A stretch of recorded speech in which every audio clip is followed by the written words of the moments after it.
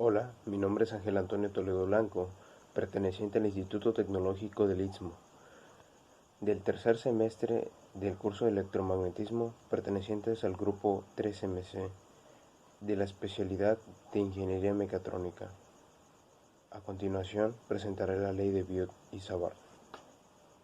Para dar inicio es primordial definir la idea central de todo esto, en donde nosotros tenemos al circular una corriente, se genera un campo magnético alrededor de esta. El sentido del campo magnético se determina en función del sentido de nuestra corriente, aplicando la regla de la mano derecha, la cual nos dice que el dedo pulgar irá en la dirección de nuestra intensidad de corriente y los dedos van a rodear el cable, dándonos así la dirección del campo magnético. Retomando los conocimientos que nos dice la ley de Gauss, nosotros tenemos que en una carga encerrada, en una superficie gaussiana, produce un flujo magnético, con lo cual nosotros tenemos una cansa. La carga encerrada en una variación de tiempo nos produce el flujo eléctrico en un diferencial de área. Por otro lado, la ley de Gauss también nos dice que el flujo para el campo magnético en una integral cerrada, en un espacio cerrado, por este campo magnético en el diferencial de área va a ser cero, con lo cual nos muestra que no existen monopolos magnéticos capaces de crear campos magnéticos. Por ello es necesario definir fuentes de campo magnético. Para definir fuentes de campo magnético se puede entender la ley de Ampère, la ley de Biot-Savart o una variación de flujo eléctrico en el tiempo. En esta ocasión solamente nos centraremos en la ley de Biot-Savart, la cual nos dice: el campo magnético creado en un punto próximo P por un conductor en el que circula una corriente I es proporcional a la intensidad de la misma, de la permeabilidad del medio e inversamente proporcional a la distancia del cuadrado de dicho conductor.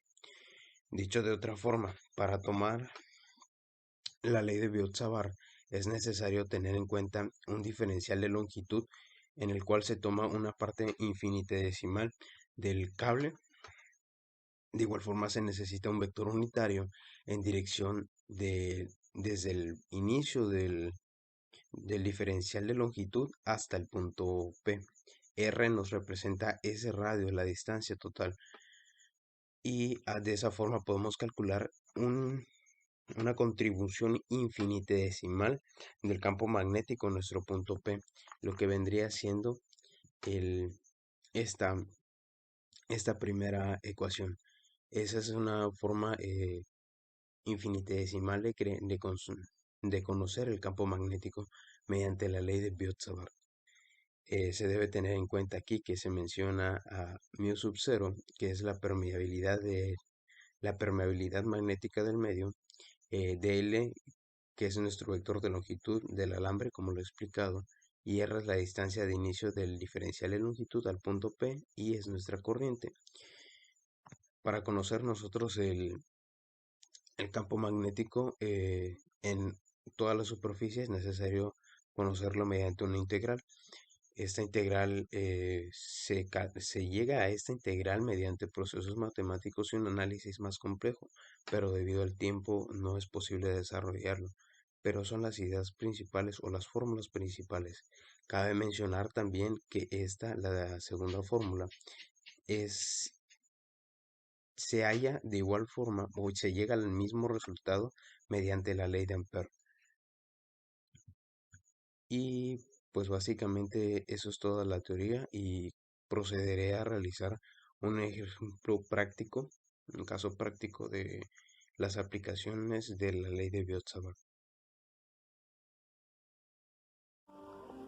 Para la demostración de cómo la corriente eléctrica genera un campo magnético y la explicación de la ley de Biot-Savart, se ha creado un pequeño circuito en el cual se tiene una fuente de alimentación en las cuales son tres pilas AAA conectadas en paralelo, un solenoide que es creado por cable de cobre y un núcleo que es un clavo que funciona, el cual va a crear nuestro campo magnético, y limaduras de hierro que van a experimentar el campo. Sin más que decir, cerramos el circuito y vemos aquí cómo las limaduras de hierro experimentan el campo magnético. Muy bien, de esto se puede apreciar algunos detalles. Por ejemplo, en estas regiones, los extremos, se genera una mayor concentración de fuerza, ya que se genera un mayor movimiento de las limaduras de hierro, lo cual nos dice que no en toda la región del campo magnético se experimenta la misma fuerza, con lo cual la ley de Biot-Savart nos dice, si queremos calcular un punto en el espacio, por suponer aquí, debemos considerar el radio que se genera desde esta distancia al punto y tomar una pequeña fracción de nuestro alambre, un diferencial de longitud del alambre, y tomar en cuenta la corriente que está circulando por ese alambre, que es nuestra fuente de campo magnético, y así demostramos cómo la corriente y un diferencial de cable puede crear un campo magnético.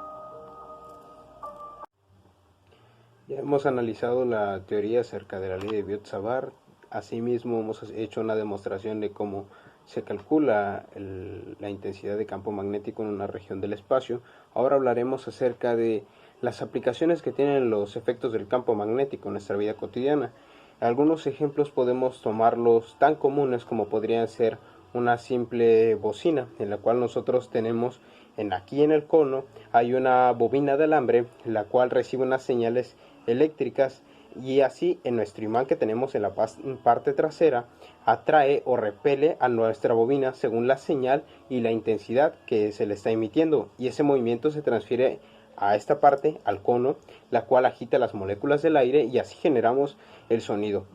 Cabe también mencionar que los campos magnéticos toman gran importancia cuando se analizan las máquinas de corriente directa, como por ejemplo las máquinas más comunes podrían ser el motor y el generador, que básicamente comparten dos partes muy similares entre sí, las cuales son el rotor y el estator.